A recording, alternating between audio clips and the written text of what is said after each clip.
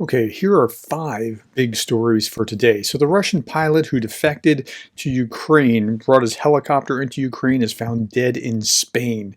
So this looks like it has the hand of the Russians all over it. The reports claim that he had been murdered by unknown gunmen who fired 12 shots. Spanish police initially thought that the shooting was gang-related before reportedly learning of the victim's extraordinary backstory and his former role in Russia's war. Okay, second story. Ecuador is abandoning the ring trade. The ring trade, I did a video about this. Ecuador would sell essentially scrap military material to the U.S. and they would get in exchange brand new stuff from the U.S. and then that material would go to fight in the war in Ukraine. Well, Ecuador will not send any war material to a country that's involved in an international armed conflict, they now say. Why? Shortly after the planned arms transfer was announced, Russia restricted imports of bananas from Ecuador, citing health violations.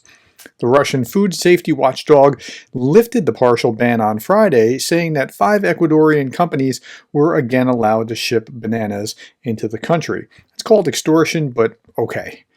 Next.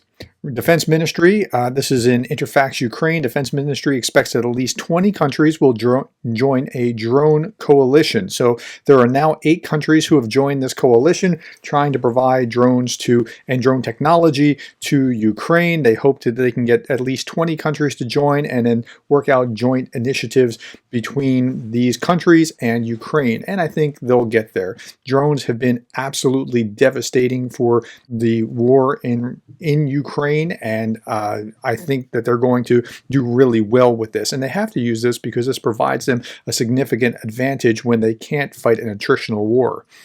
Okay, Ambassador to Ukraine, Bridget Brink, says that she is 1,000% sure that military aid will continue. She's just unsure when. That's exactly my position. I'm not sure when it'll come. It will come. I'm confident that it will come. Okay, last story. Russian sources report that there was a strike on a Russian military training ground in Trudivske area, Donetsk region. Russian sources regarding this say that in Trudivske, the formation of fighters was organized at one of the training grounds. They were waiting for the big boss. We're finding out which one.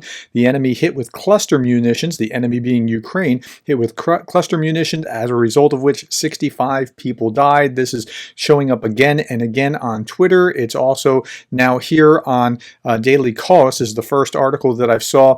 Russian stuff blowing up at Russian training center. Dozens of Russians are reported killed in this strike where training took place for the Russian 39 Separate Guards Motorized Rifle Brigade.